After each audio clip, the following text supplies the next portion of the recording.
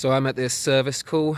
It's warranty. It's an installation that we did quite a while ago. It operates off a well. They had an old sprinkler system which we just completely cut through and just put our own stuff in. However, the final zone was still connected, which was this section over here.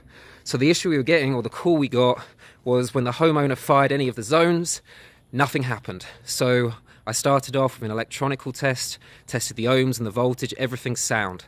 So then I start running through the zones, and I notice we have a leak right here. So I dig it up, and I find our lateral line and old irrigation wire, and then a 1-inch line going completely the wrong way.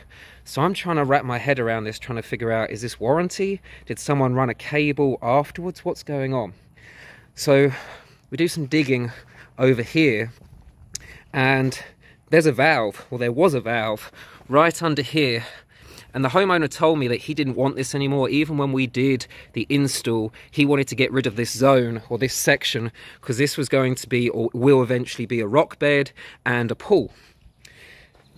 Now, whether this information was given to the crew, I don't know, I'm just speculating. However, chances are they were told, or somebody was told, just to get rid of this. We don't need it anymore. However, what ended up happening was it was just left in.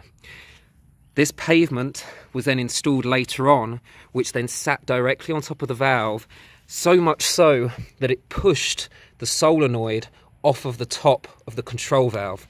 So now what was happening was every single time you fired any of the zones on the property, it would then pressure up the main line, which would then cause this guy to leak.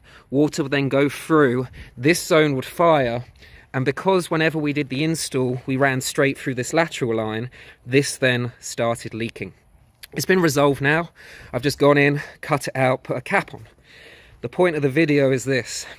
When we turn up to a job, sometimes we might get given some information or given an instruction, and we're then given the choice to do either A, the easiest possible thing, the thing that's going to get us off the job site the quickest way possible, or B, or 2, whatever you want to do, we could do it the correct way, which is capping the line. Why does it matter? Well, it's been however many months later, and we're now doing warranty work on something that should never have been warranty work. We're wasting time, we're wasting materials, we're wasting resources. So I know it's really difficult to do, especially when you feel like you're being burnt out and overworked and you've got so much stuff going on, but we really need to try and do things right the first time. And a lot of the times when you're doing something right, that means that you've got to do the harder thing. It means you actually have to grab that sharpshooter, do the digging, do the cutting, do something that's going to take an extra 15 minutes on the day, but is going to save the company hours later on. And it's also going to make us look a lot more professional in front of the customers, which will then result in repeat business and loyal customers. So that's the point of this video, so I apologize for its length, but sometimes, rather than just following directions and doing it exactly as someone says for you to do it, instead, you might need to look at it and be like, you know what? Although I was told to do this, I know the right thing to do is actually this. So just something to think about going forward, and that's going to stop us from, or move us away from, doing jobs as individuals and instead completing jobs as teams. But that's it. Cheers, guys. Thank you.